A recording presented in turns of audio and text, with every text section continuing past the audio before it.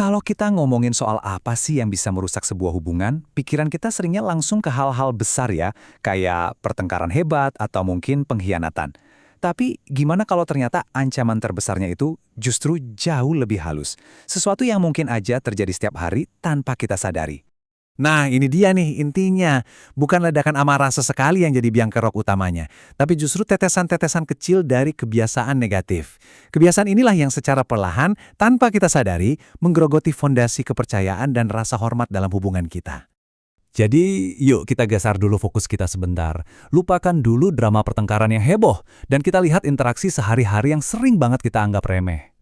Ini yang namanya efek kumulatif. Sekali motong omongan atau sekali nyeletuk menyalahkan, mungkin gak kerasa jadi masalah besar saat itu. Tapi coba bayangin kalau itu terjadi terus-terusan, setiap hari. Pola ini pelan-pelan jadi racun. Ini tuh persis kayak erosi loh. Lambat dan hampir gak kelihatan, tapi pada akhirnya punya kekuatan buat meruntuhkan segalanya. Nah, sekarang yuk kita bongkar 3 kebiasaan yang paling umum dan jujur aja, paling merusak. Mengenali ketiganya adalah langkah pertama yang paling penting biar kita bisa berubah. Kita bakal lihat 3 contoh yang paling sering kejadian. Coba deh, perhatiin baik-baik, siapa tahu salah satunya terasa familiar banget buat Anda. Pertama, motong pembicaraan. Waktu kita motong omongan pasangan yang lagi bicara, pesan yang kita kirim tuh sadar atau enggak jelas banget.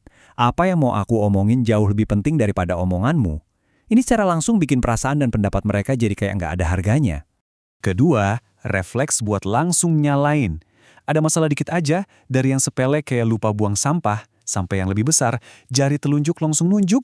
Ini seketika mengubah suasana dari yang tadinya kolaborasi jadi konfrontasi.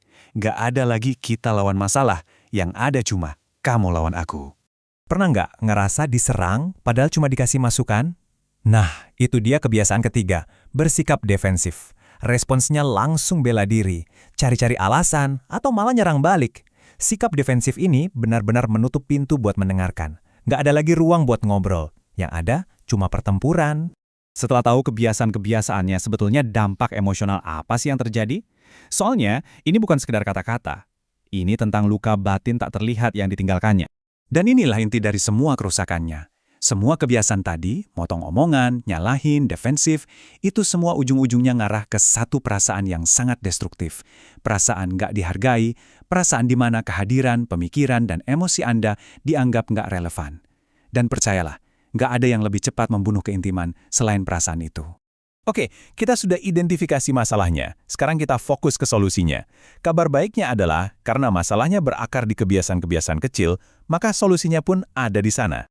Solusinya ternyata simple, tapi emang nggak gampang. Ini bukan tentang permintaan maaf yang dramatis atau ngasih hadiah mahal, tapi tentang komitmen buat mengubah kebiasaan kecil.